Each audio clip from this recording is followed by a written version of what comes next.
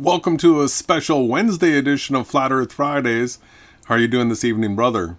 Hey, I'm excited to be here. I guess it's a Flat Earth Wednesday, and it's a great night to be here and to discuss flat Earth and basically all the interesting parts of it, including do you on the other side of the screen believe in atoms or do you believe in pixels? It's a great question because there's really those only two options. I haven't heard anybody else postulate any other ideas for what materiality is, like what is the substance that makes it up.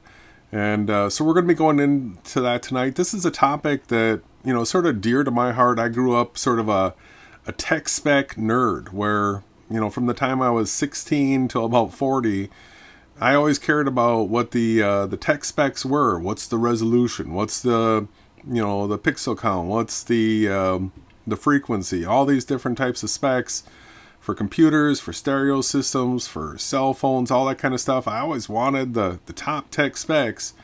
And tonight we're going to be contemplating what the actual tech specs of this world is. So with this being a virtual reality, we're going to be talking about things like frame rate and resolution. Like these are the things that we experience the world through, and it's actually measurable, quantifiable, and pretty illuminating to find out what the tech specs are of this world. Yeah, how we see, what we see, how far we can see, why we can only see so far, what we're seeing, and actually to drill into the smallest that we can actually see something and on the largest. And it was George Smoot who said, like, I understand that people are going to be virtual reality deniers. We understand that. We know that you've been indoctrinated to believe in materiality, but we like to take things for a little bit closer of a introspection, and we like to truly drill in and see what we're actually observing, including, how far we can see what we're seeing. And lo and behold, everything does seem to be calculated down to the pixel size. It's not calculated down to the atom. No one's ever seen an electron or a proton or an atom or a quark or any of these other fake quantum mechanics, Kabbalism jargon. Basically, like they believe in these giant spinning balls down to the smallest section of spinning balls where everything's empty and you can't witness any of it. So I'm really excited for tonight. I really like the concept of comparing pixels to atoms and basically starting to get to understand, how is the frame rate set to our eyes? What are the limits to what we are here and how we actually observe? Because that's truly what we're here to investigate, right? The limits. Yeah, so it turns out that angular resolution is a hard limit to what we can see on the micro and the macro. And so this is a topic that's not going away, just like we've shown that Earth projects 2D to an onion and 3D to a football. These numbers that we're going through as far as angular resolution are concerned are not going away. And this is going to tell us what the smallest thing we can possibly see is, and also how, like, when something becomes not visible again, due to its distance and angular size. So we're going to be showing the hard limits for both the micro and the macro, and it's shocking. Now all of a sudden the blackness of that you see when you go up into the sky, we can actually understand that, well, light can't even travel that far because of angular resolution. And so some of this stuff is a little bit sciencey. You're going to see some formulas. We're not really going to be diving into the formulas too hard. We've got some calculators that we can show you. But this is something that we're going to continually be adding on. And, chances are I'll probably stick my foot in my mouth a couple of times, misspeak here or there. But this is one of the things where when we talk about these things publicly, and somebody will come along and correct us, and we are happy to accept that correction because all we want to do is talk about the truth. And so we're going to push the limit here a little bit, and I'm going to try to open up some of your minds that are maybe not so tech savvy. I sort of had the advantage of growing up just into computers and that kind of stuff, where this is something that I can sort of sift through and And we'll try to make this as comprehensible and relatable to everybody possible. Yeah, thanks everyone for tuning in. I'm super excited. There's people in the chat and you all want to participate. That's why we're out here. We're here to learn together. I'm excited. I'm a grateful student, and I'm grateful to Jason for the time he puts in, and I'm grateful for the moderator and for the silent producer, the Goldsmith, and for everybody that shares our content and that takes part in it. I'm grateful for you too. So I'm looking forward to this, Jason. Thanks a lot for putting this presentation again.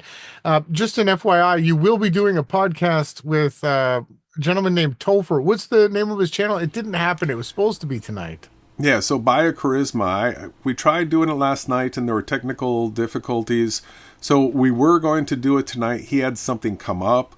And so since we already had this hangout up and ready to go, we're doing it because we're running out of time. We're going to be live this Friday for Flat Earth Friday. And then by the next Friday after that, we're probably going to be talking about results from the quote-unquote final experiment already. So we know that we're going to be jumping into that topic as soon as the results start coming in.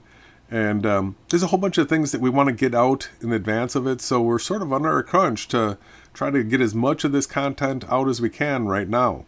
All right? Absolutely. Well, let's get into it.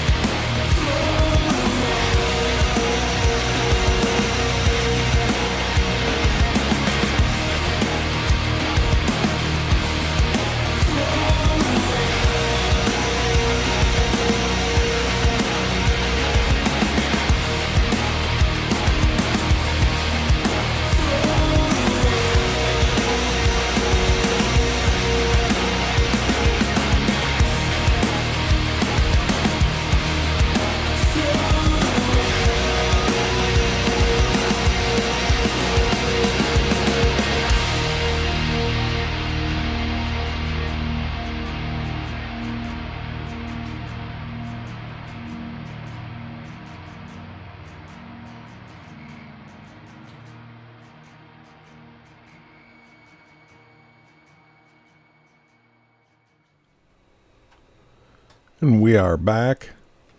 And you're not going to believe where we're at either. I know where we're at. I won't give it away. Mick Looney Tunes. Mick Looney Tune. Yep. So I was researching angular resolution limit, and Google put this up as one of the results. And so I had to check it out and see what Mick Looney Tune was saying. And so this graphic right here, it's sort of helpful to give everybody an idea of what we're going to be taking a look at tonight. Let me make it a little bit bigger for y'all. And so it says the angular resolution limit of the human eye is 1 arc minute. This is new terminology, arc minute. I had to sort of figure out what this is. So when we divide up a circle into 360 degrees, if you take one of those degrees and divide it by 60, it's 1 arc minute. And then if you were to take that and divide it by 60, it's 1 arc second. So it's going to take a little bit to get these units into our minds. So we're going to be talking in arc minutes, arc seconds. We're going to be talking about nanometers. That's probably one that you're not super familiar with. It's a billionth of a meter. So we've got micrometers, and that's thousandths of a millimeter, right? Or millionths of a meter. And then we have nanometers, which are billionths of a meter. And I don't expect y'all to have that memorized by the end of tonight. But this is the type of thing that we're going to be talking about, because there's an actual distance involved here. So when we're talking about visible light, they talk about wavelengths, right? So the wavelengths of light, they can actually measure. And so we have the longest wavelengths of light, which are at the 700 nanometer. And then we have the shortest wavelengths of light that are at the 400 nanometer. So our full spectrum of light is made up of light that's measured by its wavelength. And that's significant because when something has a length, it's going to be subject to angular resolution. All right, so we're going to be talking about lengths, but when we're measuring light, we're going to be talking about it in its nanometer wavelength. So here's that chart, and That's the billionth again, right? Yeah. Now, I just want to point out 1 arc minute is not 0.02 to 0.03 degrees. This is the type of nonsense that we get from Mick Looney Tune, where he's a radical liar, and he's full of misinformation and disinformation. So if we take a look at if we change this to, it's 1 minute of arc, and here, it's 0.01666667 degrees, right? And that number is going to be coming up as Mick Looney Tune actually points out.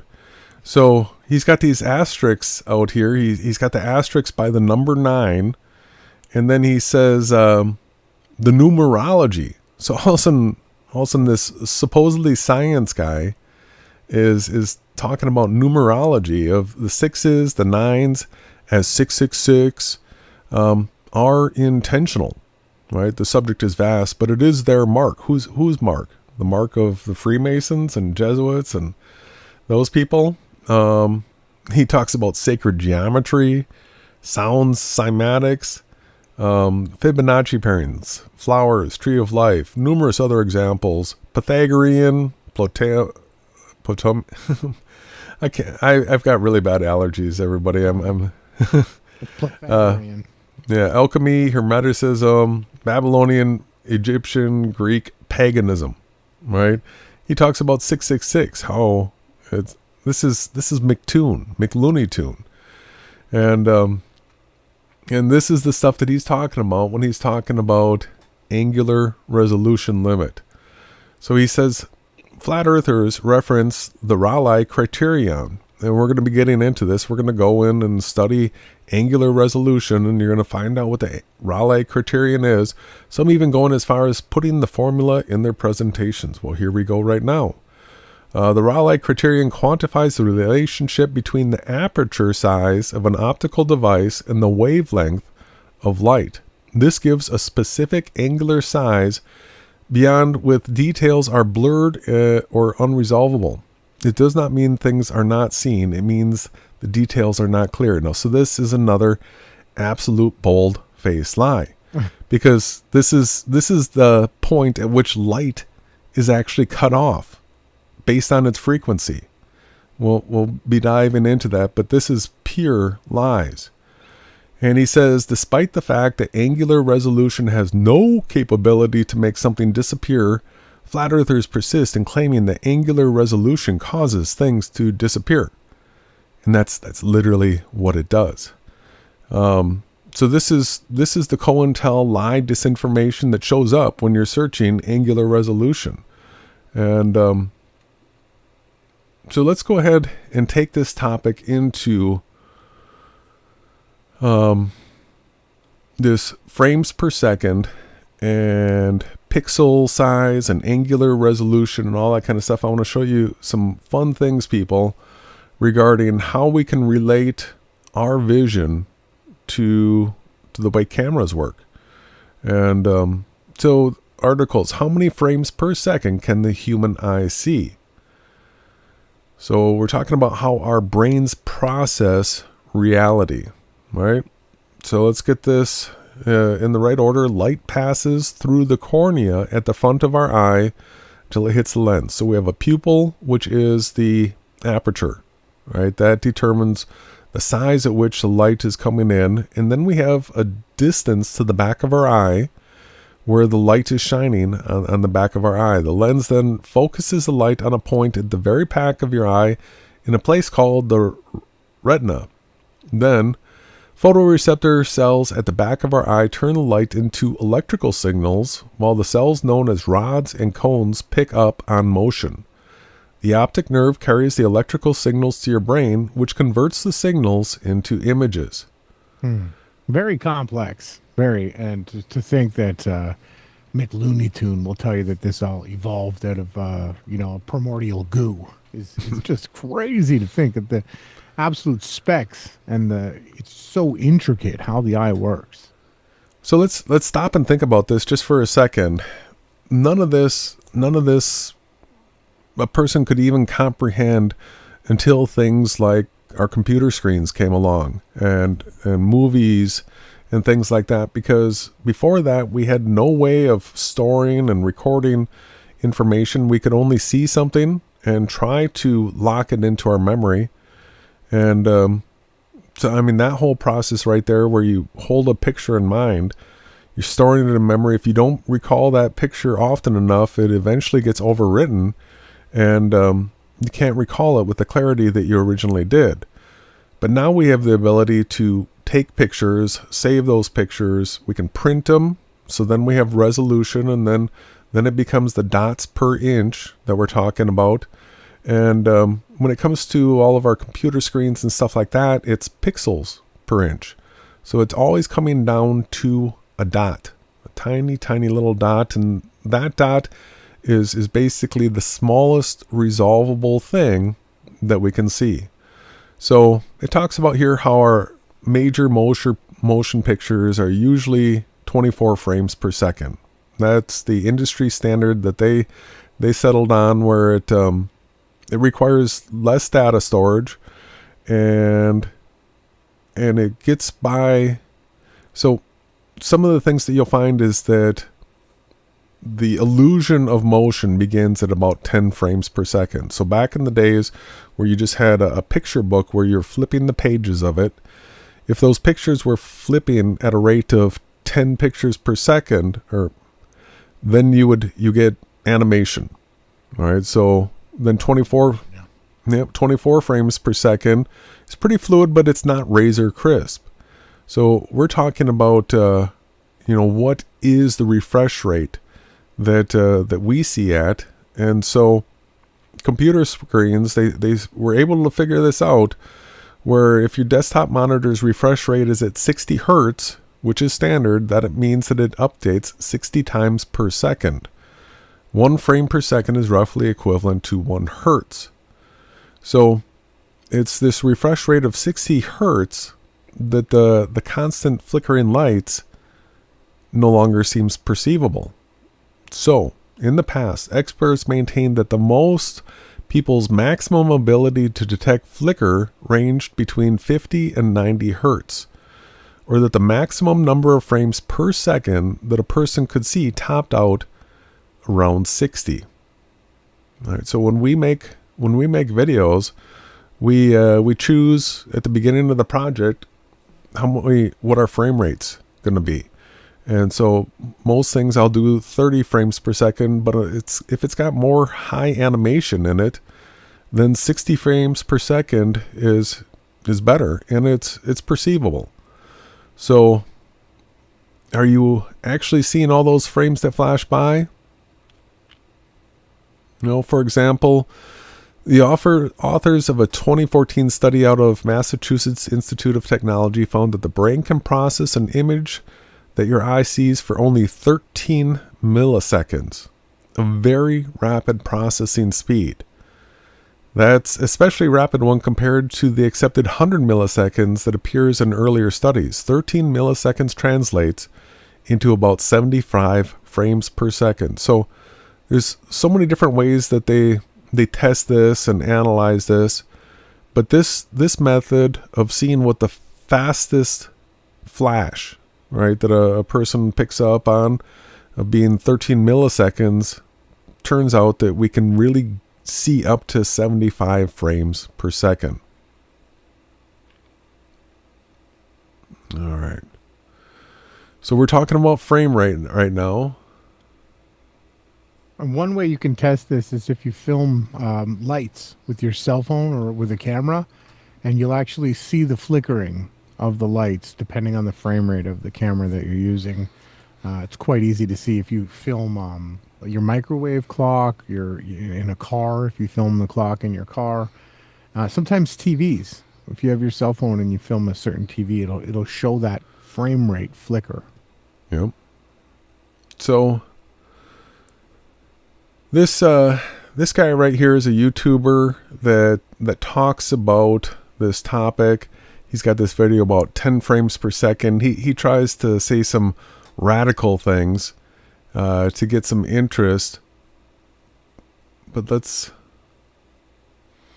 so it says, with what is the frame rate to the human eye and what frame rate is needed to simulate reality? I mean, I like that question. What frame rate is needed to match the virtual reality, I'd say. He unpacks what it really means to suggest that we see in frames in the way a camera works. He references scientific work suggesting that, dependent on an array of factors, an argument could be made that we see at roughly 10 frames per second, while another equally persuasive set of facts suggests that for a motion picture to truly present movement completely devoid of the kinds of artifacts we perceive in a normal cinematic presentation, it would need roughly 20,000 frames per second to get there. So, this is a contested thing as to, well, is reality running at 60 frames per second? Is it running at 72 frames per second? And it's interesting when you listen to these different arguments as to the conclusion that you really get to. So, the idea that someone claims to see 144 frames per second or even higher, so there are computer monitors, TV screens that advertise 144 frames per second. If we can only see 60 frames per second, then why the higher speed, right? So he sets out to debunk what he says are some unfortunately popular myths. Myth number 1, fighter pilots are able to identify enemy aircraft when exposed to only an image flashed at 1/220th of a second, so therefore the eye can see at least 220 frames per second. Heiss says this idea has been floating around internet forums on the subject for so long that he's unable to trace it out from where any real study and if it did exactly what the numbers is. He readily acknowledges that fighter pilots, by selection and training, have exquisite vision and well-honed reflexes, but he says, just because you can see a flash at a short duration, that doesn't mean your eye has the frame rate equal to the speed of the flash. Using a camera recording 24 frames per second, we can detect and record 800th of a second flash. In fact, I can detect a flash using a camera running any frame rate per second so long as the shutter is open during the flash. So, just pointing out that there's multiple ways of looking at the frame rate. And when you wiggle a cursor around on the screen very quickly, the images of the mouse create a phantom array of cursors with 60 Hz displaying 60 instances of the cursor generated every second, and 144 Hz displaying 144 instances of the cursor created every second. You can absolutely tell the difference between 60 and 144 cursors per second. But before you congratulate yourself on such an observational feat, he says, so can a camera shooting 24 frames per second. So what they're talking about here is, when I'm moving around, these are all static pictures. And the fact that you're seeing a phantom effect right here has to do with how quickly the computer is redrawing the circle as I'm moving it. All right, so at 60 hertzes, it's doing 60 instances every second. At 144 hertz, it's redrawing 144 times per second. So that is refresh rate.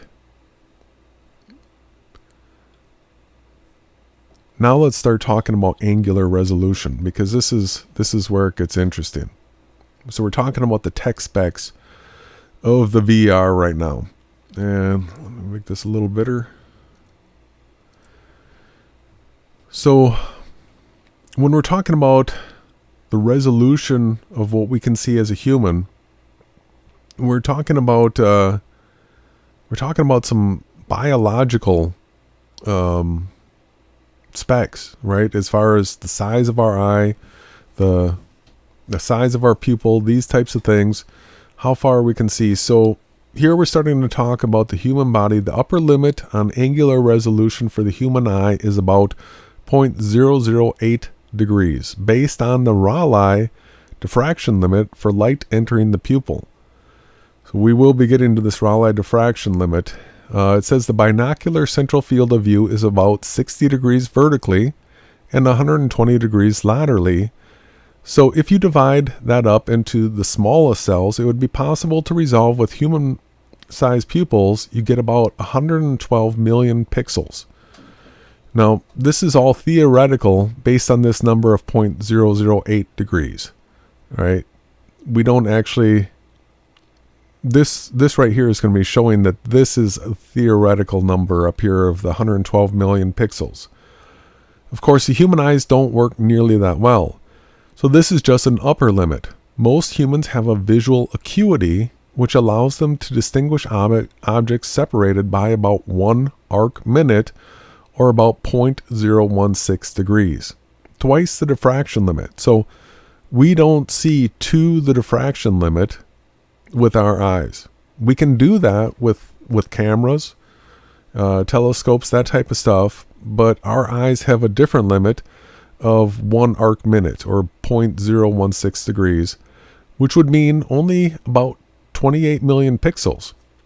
Yeah. So what you can just a go quick ahead. test that you can do is you can go and look at a horizon with your naked eye observation, and then take your cell phone out and film also, and you're going to see a huge disparity in what the film your camera phone is picking up as to opposed to what your eyes are. And then you can use a P1000 and you'll find the field of view even more narrowed each time you do change the camera.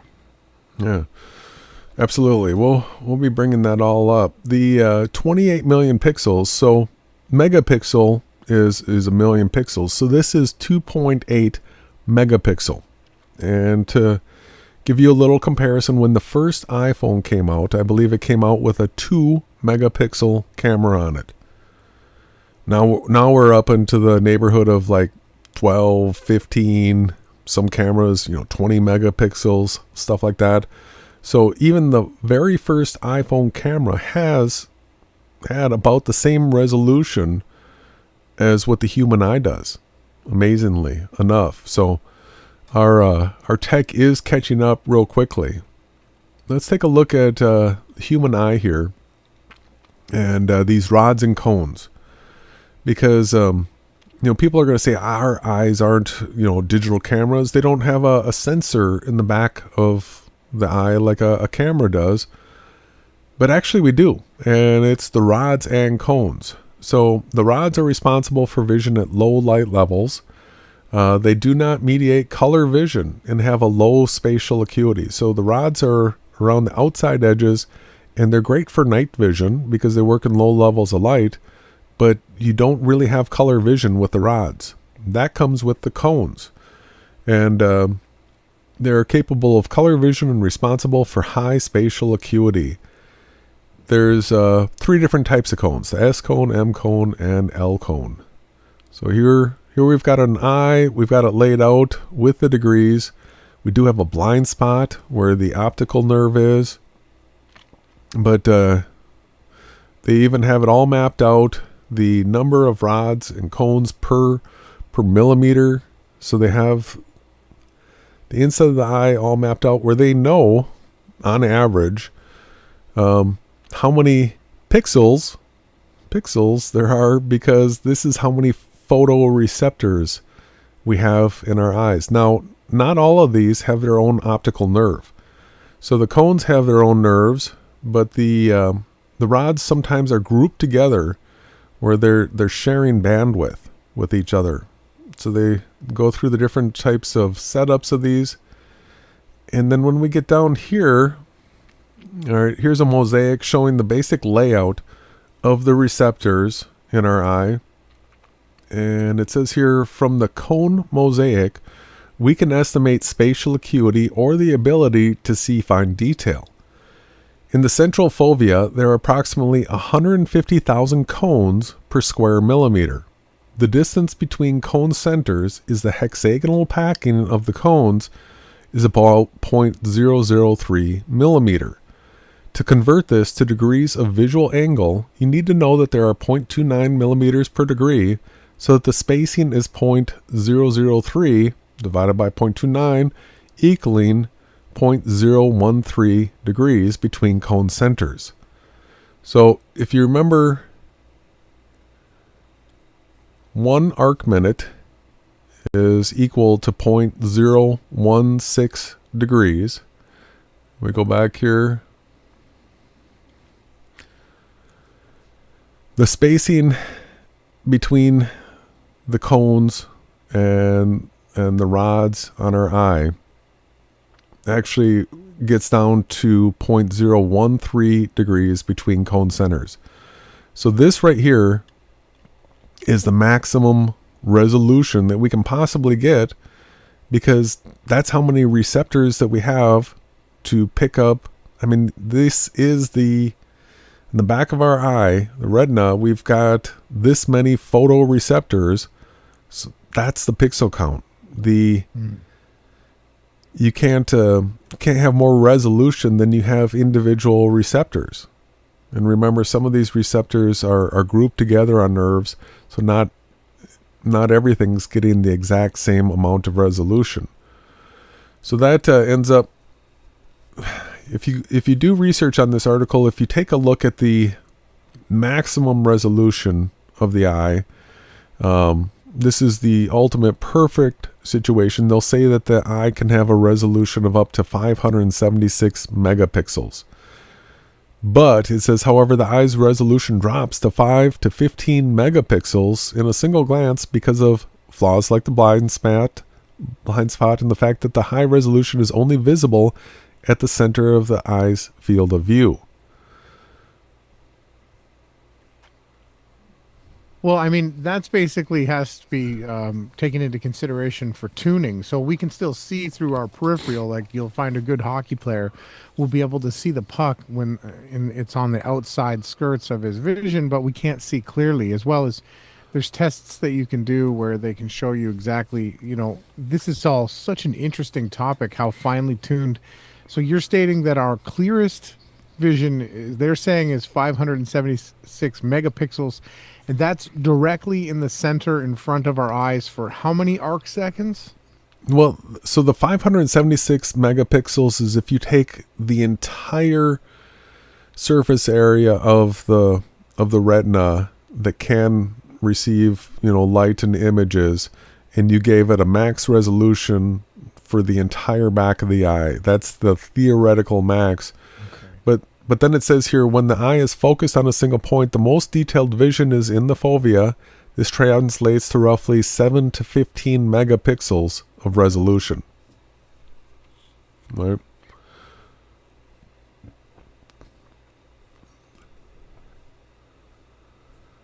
I think there's more here. Screen technologies. These advancements are measured in screen resolution and pixel density, with modern screens like 4K and 8K TVs packing pixels tighter for sharper images. As pixel density increases, so does the potential clarity of digital pictures, but this is influenced by screen size and viewing distance. 8K TVs have 4 times as many pixels as 4K TVs, enhancing the detail of every image. More dots. More dots, but it might shock you. So, the limits of human visual acuity in terms of pixels. The human visual acuity is around 1 arc minute. We'll keep hearing that. On a digital display, that means that normal viewing distance screens with a density of 300 pixels per inch are nearing the limits of what average human eye can resolve. So 300 pixels per inch isn't that hard to achieve. In fact, they do that with printing. The maximum video resolution. The upper limit of resolution the human eye can differentiate is subject to factors such as distance and individual visual acuity. For most people, a display with a resolution of about 8K is near the limit of what they can distinguish at a common viewing distance. I'm going to show you what that distance is in just a little bit. So just a little bit more about the rods and the cones. Come on. So the rods are the highly sensitive to light, allowing them to function well in low light. They are responsible for peripheral and night vision. Cones, less sensitive to light and require brighter conditions to function. They are responsible for color vision and visual acuity in well-lit environments. So the color detection is the cones. The rods don't detect the color. Response time. Rods have a slower response time to change in light, making them less effective for rapid changes in visual stimuli. Cones have a faster response time, enabling them to detect quick changes in the visual field and contributing to better temporal resolution. So these are our photoreceptors. And here, the question, what is the minimum distance between two objects that human eye can possibly discern? The bot assistant says the minimum distance between two objects that the human eye can discern is determined by the eye's resolving power. So resolving power is a factor that you'll hear when we talk about microscopes, and which is influenced by factors such as the size of the pupil, the wavelength of light, that wavelength of light coming up again, and the distance from the observer to the object. In general, under optimal conditions and typical visual acuity, the minimum angular separation that the average human eye can resolve is about 1 arc minute. That's 1/60th of a degree. So if you just want to take a second there, I know you probably want to clear your a little stuffed up. So basically the size of a microscope, the distance the microscope is away from the slide. All these factors, they're put into an equation, and this will tell us the smallest that we're able to actually visibly see an object. It has to do with, so the size of the aperture or the lens that we're actually looking through, and the distance away from the lens the object is that we're looking at. So this is going to start giving a person a little bit of an idea of so at 6 meters or 20 feet, a human eye with normal performance is able to separate contours that are approximately 1.75 millimeters apart. That is 1 arc minute or 1/60th of a degree. the Snell eye chart letters at the 2020 level are 5 arc minutes tall, 8.75 millimeters. Or that's, yeah. For example, the letter E has 3 prongs separated by 2 gaps, each 1.75 millimeters from bottom to top thick. So the Snell eye chart is, the reason why those lines are the size that they are is based on resolution and these divisions of arc minutes. So here's a question about can the human eye see in 8K? It says, what is the resolution of the human eye? Curious minds want to know, and if you could compare the two, how many pixels would the human eye likely have? It turns out someone smart used some pretty complex math, and assuming 20/20 vision got to 576 megapixels, 576 megapixels is, it would seem that we could see way more than the 8K TV has to offer, but it's not that simple. For instance, we see in 576 megapixel definition when our eyes are moving, but a single glance would only be about 5 to 15 megapixels. So if you're wondering if your potential extreme high definition eyes could see more than an 8K TV has to offer, consider this experiment. Think of when you're at the beach. If you look down at the sand closest to you, you can easily count the individual grains, right? But the farther you look, the more difficult or impossible it becomes. That's because distance plays a huge role in our resolution. So there are so many variables that come into play. There is no clear yes or no answer to can we see 8K. In theory, at some distance, it is possible, yes. If you want to get a broad idea of what the distance might be, you can plug your TV's screen size into this home theater calculator. For example, for a 50-inch 8K TV, you would need to sit 2 feet or less away from it in order to appreciate its full impact. So I don't think many people have thought about this in these terms before, but here is this calculator. I just want to show everybody we can do a couple different sizes, but I sit in front of a 55-inch 4K TV. Now, for 480p, that resolution, you need to be 16 feet or closer to see all the available detail.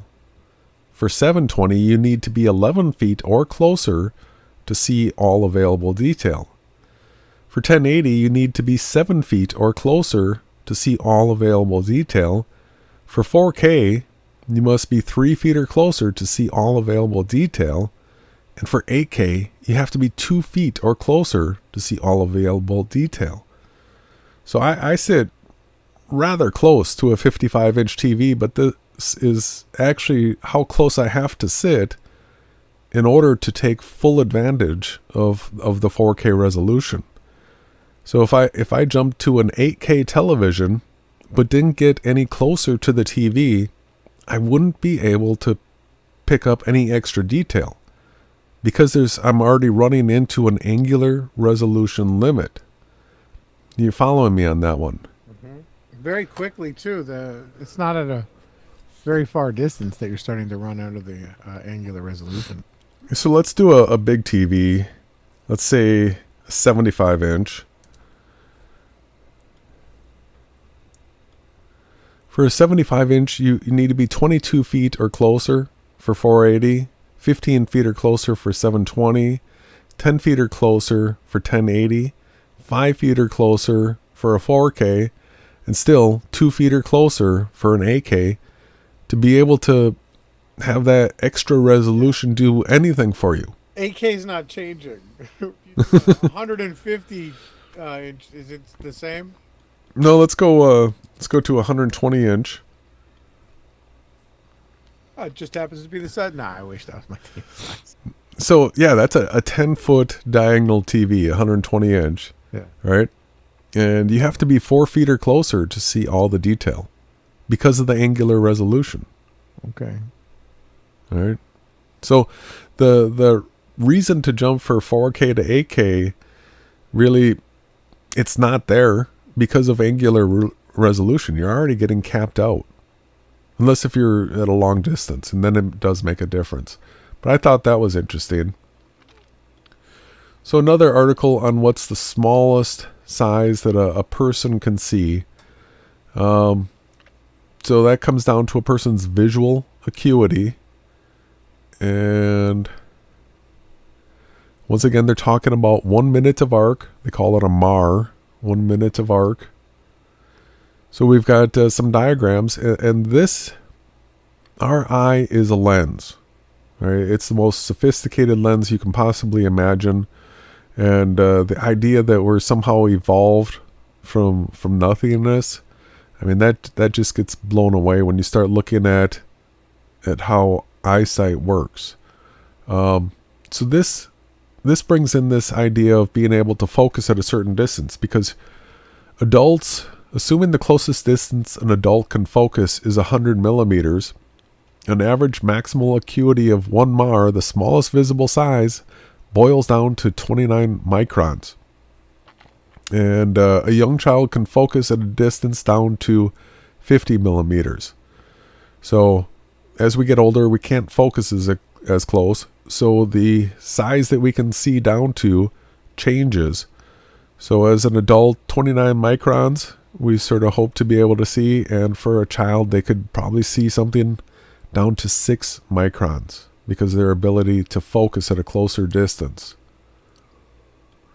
So let's go ahead and get into this topic of angular resolution. We're doing it from Wikipedia, where, of course, we find real information and we find disinformation. So we have to sort of sift through it. But some of these things, like the Rayleigh criterion, are established facts. So it says, angular resolution describes the ability of any image-forming device, such as an optical or radio telescope, a microscope, a camera, or an eye, to distinguish small details of an object, thereby making it a major determinant of image resolution.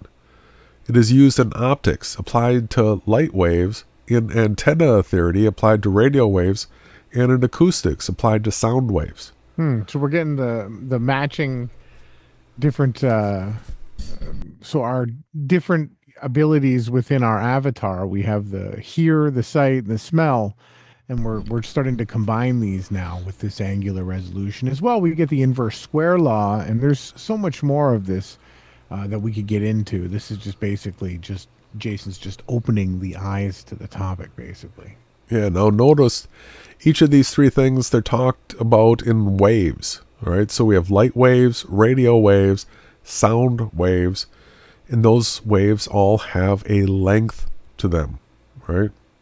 So the Rayleigh criterion shows that the minimum angular spread that can be resolved is can be seen, right, by an image-forming system is limited by diffraction to the ratio of the wavelength of the waves to the aperture width.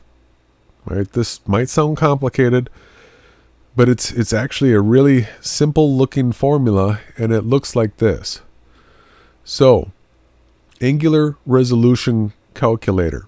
All you have to do is put in here, this is nanometers. Now these are the lengths of light. So we're going to look at 400 nanometers. Human eye, let's say, is it's at a 6 millimeter aperture. So the wavelength of 400 nanometer light has an angular resolution of 0.00466, and this is the actual cutoff point for it. Light won't pass beyond this angular resolution here. Now, if you go to something like it was, I think Looney Tune wanted to do 666. Let's do 700. So 700 nanometer light, 6 millimeter aperture. Its angular resolution is 0.00816 degrees. This is where it gets cut off, right? That is a longer. Now, if we go to the shorter,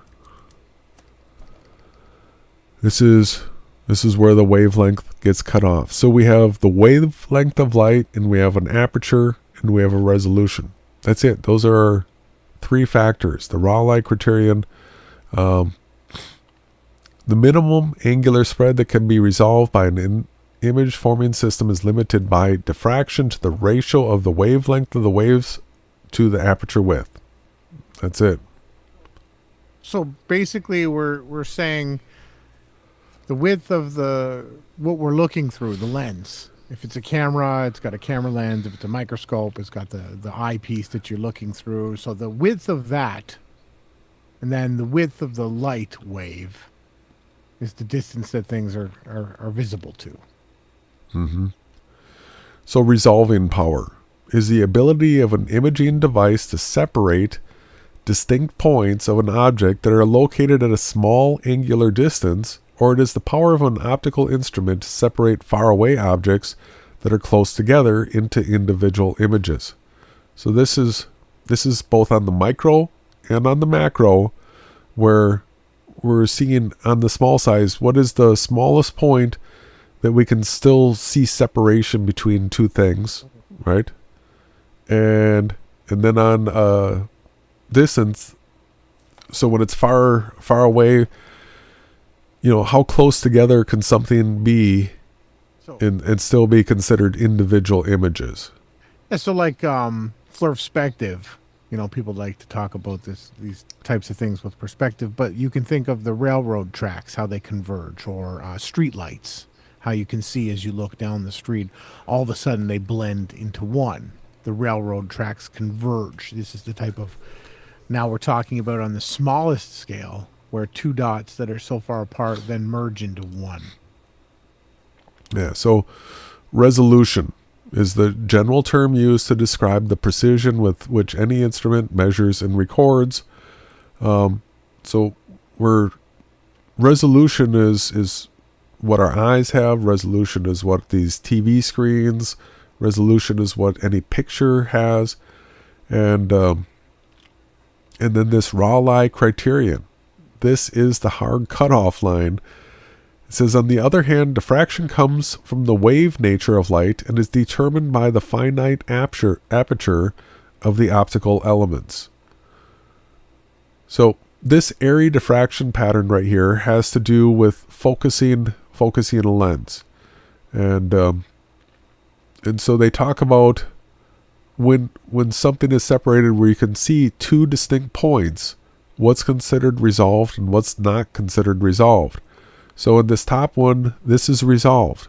And based on the criterion, the middle one is considered resolved, and the bottom one here is unresolved. And so they use that type of language. I know it's a little hard to understand, but the angular resolution of an optical system can be estimated from the diameter of the aperture and the wavelength of the light by the Rayleigh criterion defined by Lord Rayleigh. 2-point sources are regarded as just resolved when the principal diffraction maximum, the center of the Aries disk of one image, coincides with the first minimum of the Airy disk of another, as shown in the accompanying photos. You want to take a break? You want to take a sound break?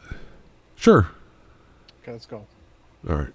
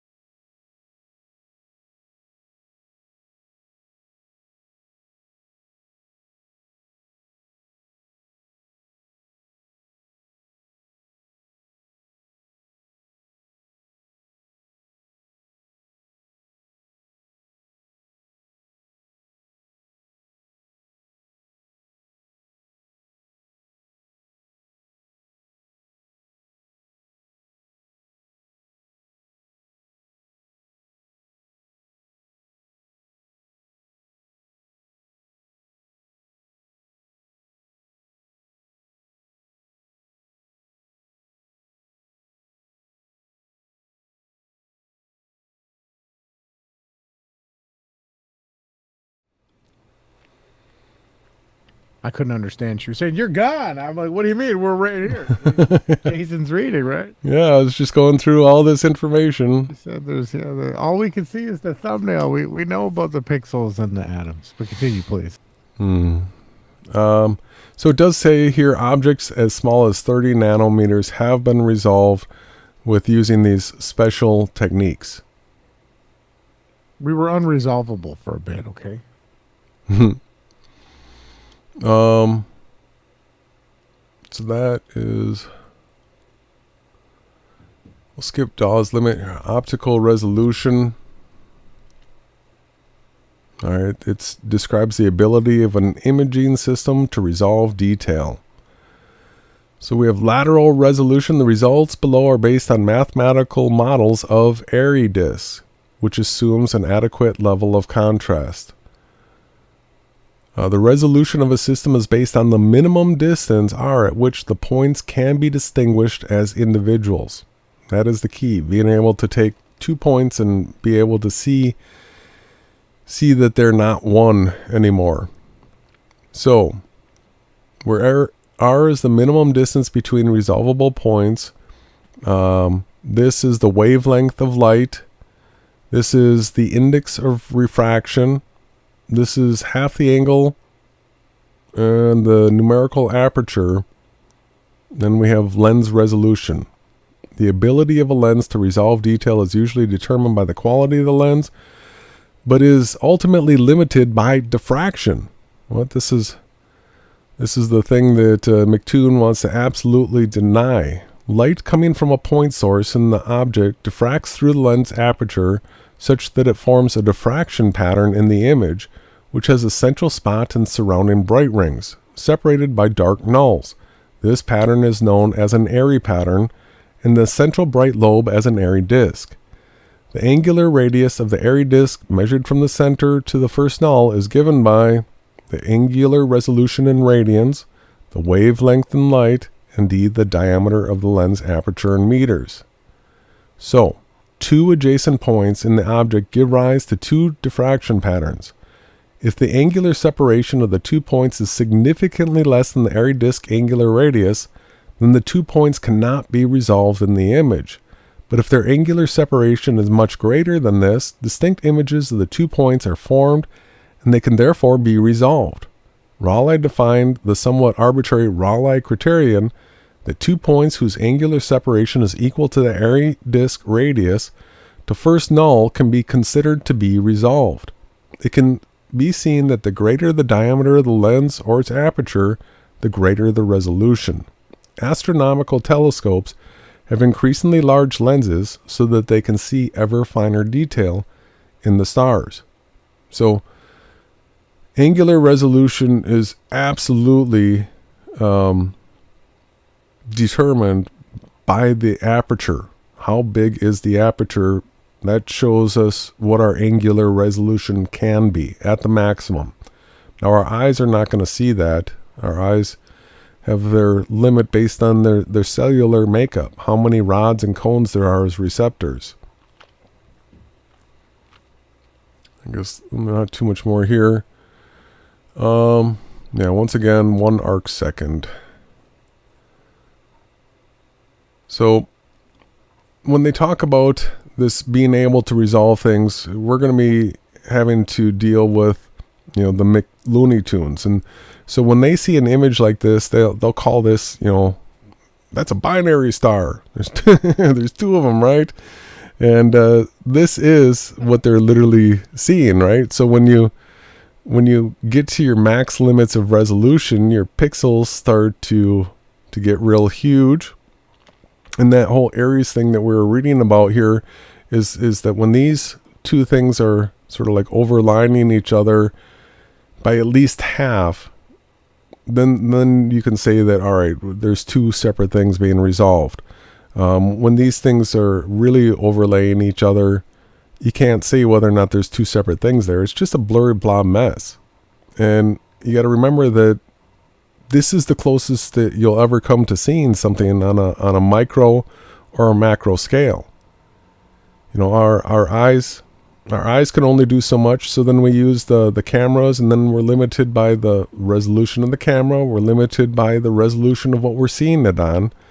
And everything will pixel out on the micro and the macro based on this angular resolution that we're looking into now. And when they show pictures of atoms and stuff, they're just showing you something that looks like this. It's just a pixel. So a diffraction limited system, that's everything. That's everything around us. So the Abe diffraction limit for microscopes, considering green light at 500 nanometers, the Abe limit is roughly 0.25, I believe this is micrometers, which is small compared to most biological cells. So they say that the biological cells will range from 1 micrometer to 100 micrometers. But large compared to viruses.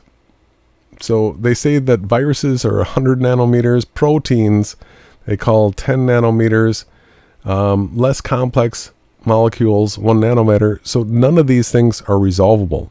Right? They're showing right here that that there's a cutoff here at 250 nanometers, and then they're talking about things that are unresolvable. Right? So they say the virus is 100 nanometers, the proteins 10, the complex molecules 1. But yet light itself, green light, is being cut off from even being visible at this scale of 250 nanometers.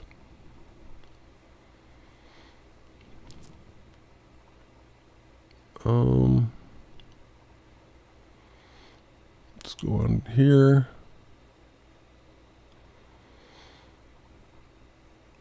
So this, I don't think I'll go into detail on this right here. This guy worked with Carl Zeiss. A lot of people have probably heard Zeiss with reference to lenses before. But here's a guy that was working on making the original best microscopes possible. This guy really knew and understood his stuff, and he talked about the absolute limits that he knew already, that you wouldn't be able to see beyond a certain thing.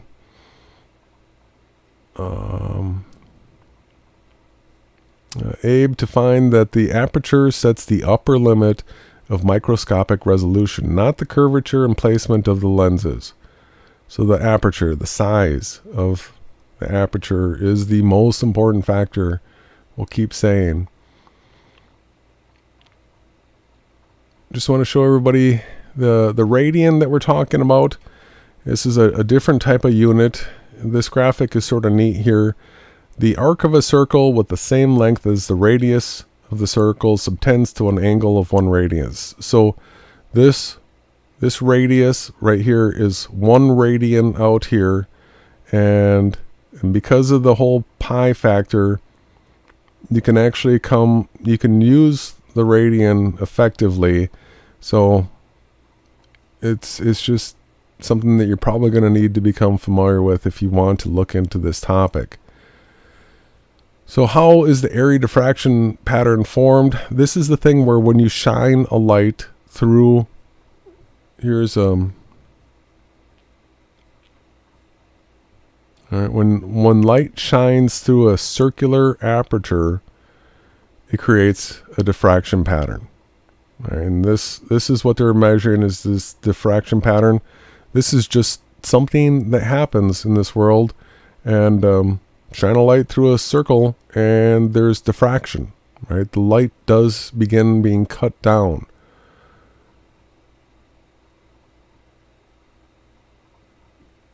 Let's take a look at, all right, so the normal pupil size is 2 to 4 millimeters in bright light, 4 to 8 millimeters in dim light. This is the aperture for the human eye. So this is when you calculate, like we were earlier, the resolution the human eye can see at. This is the aperture that you really need to use, like in this formula here. if you're trying to figure out what the human eye can see, 2 to 4 at this wavelength of light, 400 nanometers, the resolution is 0.00699. That is the resolution cutoff.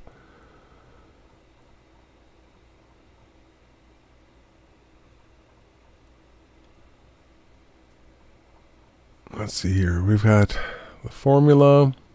I show everybody here's a person's eyesight, and I do have a SketchUp model that I can show with y'all that takes this right here into factor. So notice that looking straight forward, 15 degrees to the left, 15 degrees to the right, this first 30 degrees of our vision is where symbol recognition can take place. Now this 30 degrees left to 30 degrees right, this 60 degrees is our central field of vision where color recognition takes place. So this is the area of our eye where the light comes through the pupil and it goes back and it hits the part of our eye that has the cones. This is the area that is got the cones, and then the rods make up this peripheral vision here. So periphery, we can see out to 60 degrees to the left and to the right, but now we're going into our black and white. It's not color anymore. We can't recognize symbols in that area anymore. And then we have monocular. So from 60 degrees out here, we can only see with the left eye, right? Because our nose is blocking our right eye from being able to see this. And then over on this side, we can only see with our right eye because our nose is blocking it from our left eye. And then our eyes have 15 degrees of rotation where you can also rotate them that way. We also have,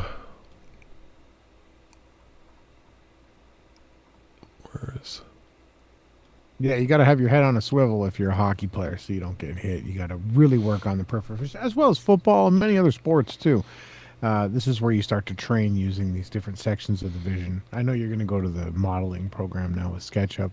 Yeah, I was trying to find, I had one more graphic that I was going to show that shows the vertical, but I've got it here. So from that graphic that we were just seeing, you can see how I've modeled this up, and it's labeled, and it's done the exact same way that graphic was. I just copied it.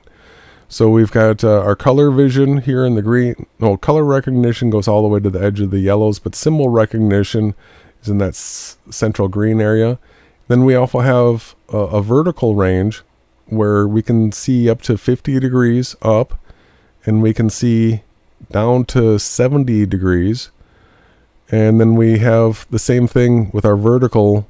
We have the color recognition, and then we have the symbol recognition. And I want to show everybody that this red line here is 1 degree. So these are 3-foot radiuses around a person, which sort of works out where that's about where you can put your fingertip out in front of your face. So this we know using, this is a 3D modeling program. This is 1 degree here, this red zone, 1 degree up, 1 degree this way, 1 degree that way, 1 degree down. And if you look down here, I started subdividing this, but it got a little crazy on me, so I stopped here. So I divided this 1 degree into 60 segments. And so each one of these right here is an actual arc minute. Right? This is the arc minute that we've been hearing about. It's a degree divided into 60 segments. And so to give you some idea how to compare things, the sun is a half a degree. The moon is a half a degree. So this is 1 degree, and this actually measures out to be like 5/8 of an inch out here at 3 feet.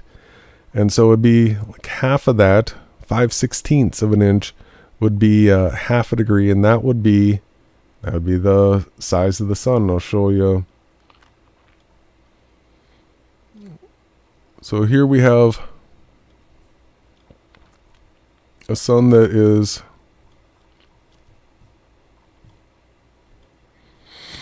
half a degree to this observer. Now what I did is I made this an 8-mile circle of sight. So we get down to our observer down here,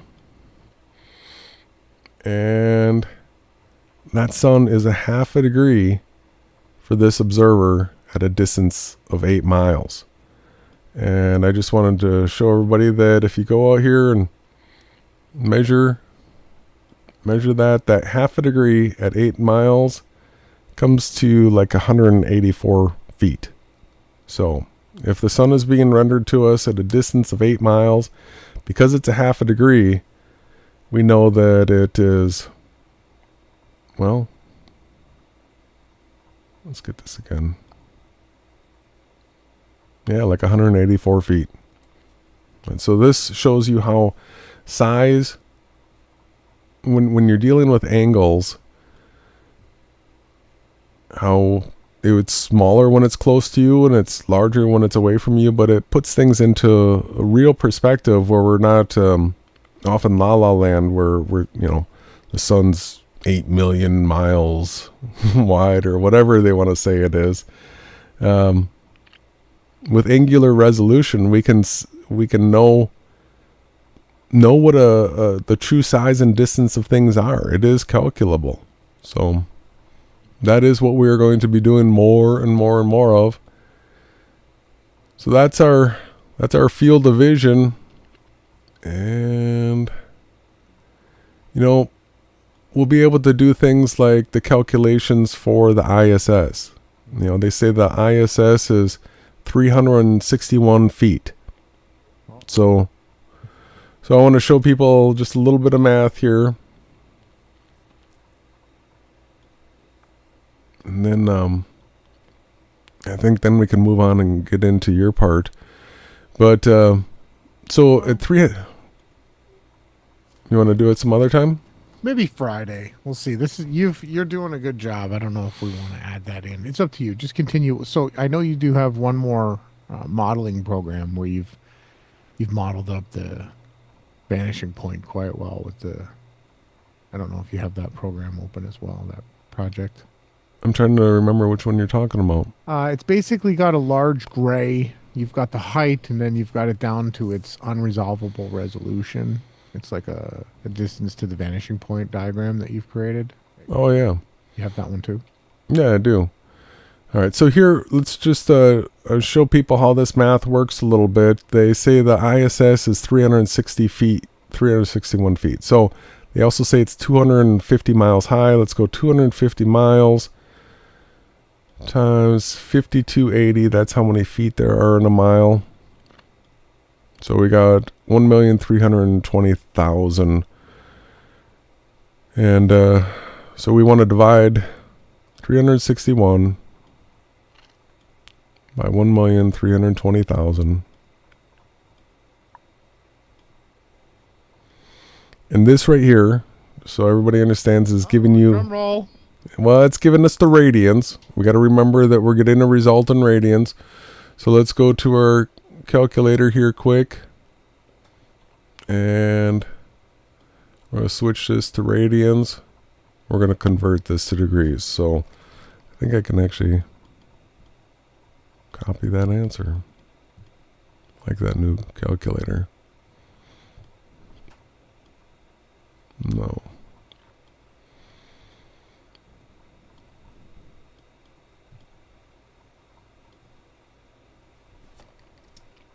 All right, so what it comes up with is 0.015 degrees, which is, it's getting close. It's getting close to being 1 arc minute.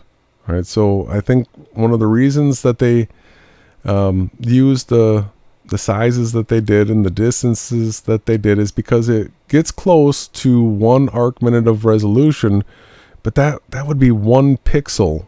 1 pixel for the whole ISS, right? Astromutt's got a much more pixelated, clear image. He's got the you can see the like sails, the solar panels on the thing. Come on. Yeah, so this would be like 1 pixel. That wouldn't be enough to be able to make any of it out. And so we're going to be using angular resolution to cap distances that they say are, things are being resolved at both the macro and the micro. This is a hard limit to what is actually observable, because the light itself doesn't even pass beyond these radiuses, these radians, these arc minutes. Once they get so small, it cuts off the light. Yeah, when you fly up to a certain altitude, there's no more light. It's just pitch black. Even in the daytime, you can look at the high altitude balloon footage. It's pitch black, as well as there's no stars. Or once you get up to a certain distance away from everything, and we're starting to figure out that this is why. Mm-hmm. So you do have that other program before you close everything down. I think we'll wait till Friday. We're going to talk about how Team Yahawashai knew what Will Duffy was going to do before the final experiment even knew that Will Duffy was going to do it. And we'll probably get into releasing the single pole stationary pressurized satanic pizza domers on Friday, I think, because you've done an excellent job going over all this tonight. Why confuse it with the satanic Illuminati pressurized pizza dome cards? I know that this is some of this is Here's some the diagram. I like this one.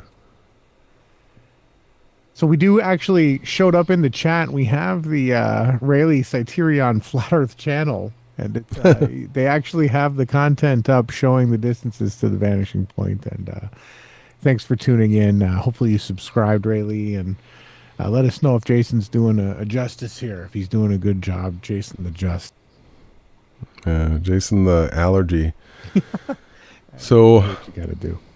So here we have a model set up where we've got our 6-foot viewer here, and we've got this line, 6 feet here, going off to what we have calculated as the distance to the horizon.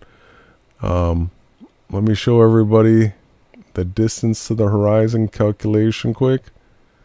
So when you get to these scales, it starts jumping around and behaving a little difficult, but you got channels like McToon, Astromutt, and like Red's Retarded that'll tell us that if the Earth was flat, you'd be able to see all the way to France, right? These are what these clowns say. And then when you see objects that are being obstructed from the bottom up, they say, "Oh, that's the curvature." And then their wizard, their Kabbalist comes out, who's got a theoretical physicist. He's got a PhD in nonsense. He'll tell you, "Oh yeah, it's because the Earth is way too big. You can't even see the curve from like 100,000 feet." But then you get Red's Retarded telling us, "No, there's the curve right there." Yeah. So with this, the distance to the horizon calculation is you take the height in feet, the square root of the height in feet. So we're going to go square root of 6 times 1.22459, and this is our distance in miles, 2.71. So then I turn that into feet, and that is our first circle out here, where this first green circle is this distance to the horizon. Then the next one is 100 feet. So once again, you go square root of 100 times 1.22459, and that means our distance to the horizon is 11 miles. That's our second circle out here. And then I go up 200 feet. So square root of 200 times 1.22459. And that is 15.64. So what I did is I just made those circles of sight out here. And I've got lines going to lines.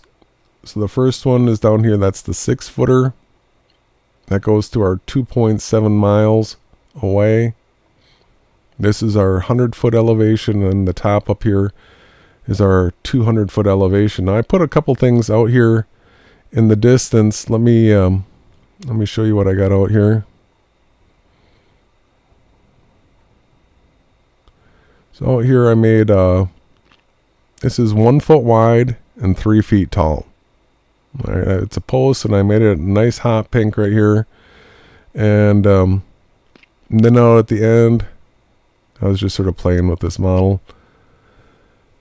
Let's go out to the end, and I put something more like a building out here where it's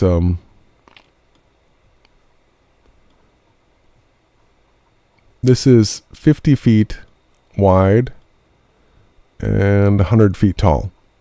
Another post out here. So if we go back to our observer down here, you'll see that that first little 1 foot by 3 foot post that I put along this wall, once we're down by our observer, it's not visible because it's beyond our angular resolution. The computer in these 3D modeling programs is really, the resolution limit is it's just like our eyes. Our eyes see things just like this, and so that post is unresolvable. There's not a pixel for it. It doesn't show up, and you can see that building that we have way off in the distance is just a tiny little dot, just perceivable. Now you might be able to see that it's sticking above the line here. Once you have some elevation, you can come out here and you can see, oh yeah, there it is. But so this is angular resolution. As I get down lower and lower to the ground here, and that angle becomes smaller and smaller and smaller, it gets to the point where it's unresolvable.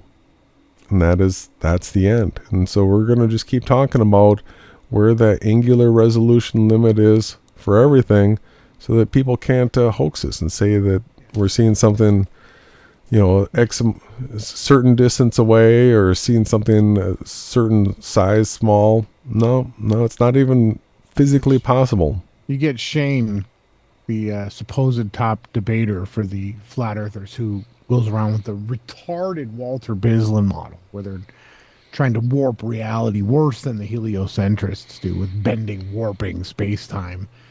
He'll tell you that you got to look at this. We're going to look straight up at a building, right? And it's just it just drives me up this wall, literally, when I can't find people that are willing to just look at the basics of this. Like Rayleigh Satirion's Flat Earth channel in the chat. If you look at his channel, he's showing you observations from the ground of train tracks and how things are converging and disappearing at the vanishing point. And this is basically, if you do the deep dive, right? If you go beyond Eric Dubay and his Freemason nonsense retarded channel, you'll find out that Robotham lost the debate of the shape of the reality that we were in. They went to a lighthouse, and they went further and further away from the lighthouse. And when they couldn't see the bottom of the lighthouse, they said, oh, well, that's the curvature, right? So for thousands of years, people believed, not thousands, what year was Robotham in? I think maybe the 1800s. Yeah. So for over 100 years, people believed that we lived on a sphere. Well, it was only since, I believe, free energy. I got to give him the credit. He was the first one that did the CN Tower type image with the circles of sight. And then you've now brought it to the next level of modeling. I don't know where Rory Cooper, my perspective's gone. He was a Jehovah's Witness that when we went to him and said, hey man, this personalized, pressurized pizza dome thing doesn't work, he disappeared. But we got to do the models. We have to understand that we live on a flat plane, and that due to angular resolution, we have a fixed distance to the vanishing point. And lo and behold, the back-engineered sphere curve calculator actually matches too. So you actually have to do some serious investigating. Like, we're in a reality that was set up in such a way that you could try to argue for different models. Because if you were in one model or the other, it would be like you were in a cage. Right there, we're in a borderless reality. Okay, we're in a place where, people could argue that the distance to the curve is the same distance to the vanishing point, right? But what you have to do is you have to look at how the dynamics of water work. You have to put together everything. Just takes a line upon line, test upon test. Yeah. So if you look here, you can see that each one of these is a circle of sight. We went from like 2.7 miles to 11 miles, and I think the last one was maybe around 16. So when I come down here, I'll get in close to this observer, as I go down, watch what happens to these circles of sight out here. You see how they merge together? That is angular resolution cutting them off, right? And then as you go up and you have a bigger angle, now all of a sudden they become visible. But when you get too low at a distance like that, you get to the angular resolution cutoff, and they don't render anymore. Once it gets to the size of 1 pixel, that's it. Yeah. And this is what people need to understand, that this is literally how the reality that we're in works. Right? Mm-hmm. Things aren't curving away from you. There's no buildings angling away from you. It was Fokker, right? Flat Earth Fokker, Mac Parhar, who skydived, and he was able to see 2 cities in Vancouver that were at least 50 miles apart when he was diving, and he said both cities had perfectly perpendicular buildings. They weren't leaning away from each other, right? This is the evidence that we've seen over and over again, as well as bridges, railroads, tunnels, all these different things that when we actually take them into account, we see that the Earth is a flat plane. And I know it's hard for people to understand, and I know they're going to run the false dichotomy final experiment. We've been trying to warn people for over 8 years that they set the flat Earth up with a false reality, with a fake AE pressurized pizza dome map, and they were trying so desperately to tie that to the Bible so that they could send someone like Will Duffy and Jeranism to the Antarctic Circle to debunk the flat Earth, when all they're actually doing is what we've been doing for the last 8 years, is debunking that fake model, right? This is where people should have been actually focusing their attention on, understanding at what we can see, how many pixels we can see. The atoms are a hoax, right? Everything is within the resolution of our eyes, within pixels. And then how far do things actually, are they resolvable, right? And then we start to understand what the true meaning of the vanishing point is. That's it. So, introduction to the topic, just getting our toes wet in this one, but just wanted to share it with y'all that the virtual reality has tech specs to it that are discernible, and that is things like angular resolution, that is things like frame rate, and total pixel count as far as our eyesight's concerned. So I find it fascinating. I can't wait to dig in and learn more about it and share more. Yeah, it was a great first step into opening our eyes into the limits that we can actually see, and the clarity and the resolution. Thank you everyone for tuning in. We enjoyed it. Again, we're going to be live this Friday. You're not going to want to miss it. We're going to show you how, again, we knew exactly what Will Duffy was going to do before Will Duffy even knew he was going to do it. We're so far ahead of these clowns. I mean, we've been doing this for over 8 years. We predicted that Jaron was going to create the Behind the Curve documentary. We called him out on his experiment before he even knew he was going to do the experiment. Right? We've got it all documented. These things that we're saying, we don't say it because we don't care about what anyone else thinks. We care about the truth, and we care about documenting it. And again, I love understanding the distance to the horizon, how our eyes work, and basically make sure you tune in on Friday, because we're going to show you how we knew what Will Duffy was going to do before Will Duffy did. And you did a great job interviewing him, Jason. It's just too bad he wouldn't answer all of our questions, because we could have had, what are we going at? 100 for 100 on every single live they've done? Him, Mark Sargent, Pat Steer. We're going to show everybody all the evidence, the stuff we've been compiling for 10 years. Please make sure you tune in. If you're not subscribed, make sure you're subscribed. It's just absolutely ridiculous that there's such a low amount of people. I guess everybody wants to tune in and just, play these games and go on. Like, who wants to go on this X app? And all you get is a bunch of guys in a voice call. You're back to like the year 2008 tech. These guys are on like really low end sounding quality speakers, and all they can do is talk. Or who is this other person on the Spaces or whatever that was called? More places where people just leave voice messages for each other. When Jason's out here putting in the work, putting the graphics together, putting the modeling together. This is how we test things. This is how you knew the AE map didn't work. You modeled it. right? You tried it with the rectangular map, you tried it with the pressurized pizza dome map, and now we're actually starting to model up how the angular resolution shows us exactly how the vanishing point works. So I'm excited. I'm really grateful. Thank you, Jason, for this presentation. Yeah, no problem. And where are people going to get this content? They're only going to get this on the Yahawashai News Networks.